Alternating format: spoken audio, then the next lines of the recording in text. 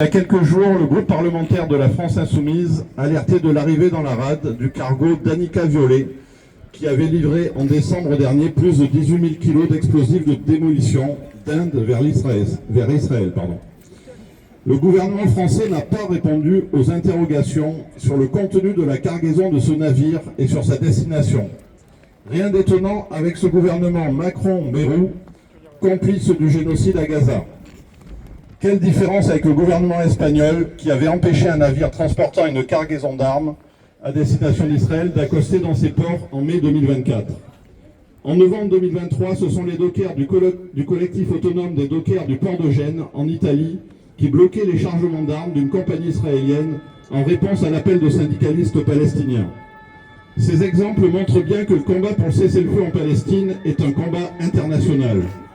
Les manifestations et les rassemblements comme celui d'aujourd'hui à Toulon se poursuivent partout en France et dans le monde entier. Et cette mobilisation s'appuie sur la résistance continue du peuple palestinien.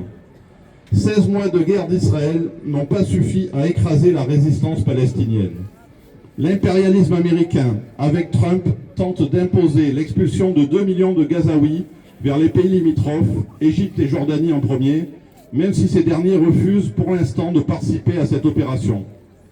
Chacun a vu l'horreur des exactions israéliennes, et cela n'a pourtant pas suffi à tuer la volonté des Palestiniens de garder leurs terres. Depuis l'accord de cessez-le-feu, des dizaines de milliers de Palestiniens retournent vers le nord de la bande de Gaza, malgré les destructions systématiques, puisque plus rien n'est intact, tout a été rasé, et malgré tout, ils retournent chez eux. Et ces images saisissantes résument tout. Les peuples veulent vivre. Malgré l'oppression, malgré l'horreur, malgré la volonté d'écraser ce peuple, le peuple palestinien veut vivre, il veut vivre sur sa terre. Il y a 15 jours, une assemblée débat se tenait à Paris, dans les locaux du POI, avec des militantes et militants anglais qui font partie des organisateurs des manifestations massives qui se déroulent à Londres. Ces échanges internationaux sont importants, parce que ce sont les peuples qui imposeront l'arrêt des massacres à leur gouvernement.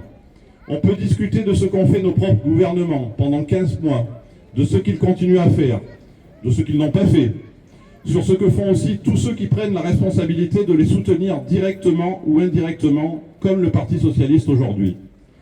Parmi les questions politiques soulevées, il y a aussi la responsabilité du mouvement ouvrier, dont les dirigeants, en particulier dans notre pays, n'ont pas brillé par leur présence dans les manifestations pour exiger le cessez-le-feu.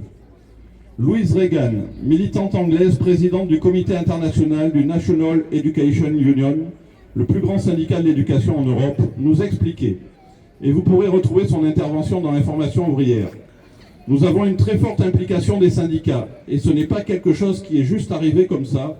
C'est important de réaliser que ça a pris beaucoup d'années pour nous de construire une mobilisation, un engagement des syndicats, et de travailler avec eux pour développer une organisation. Et ils sont maintenant très actifs. Il faut que cela nous serve d'expérience.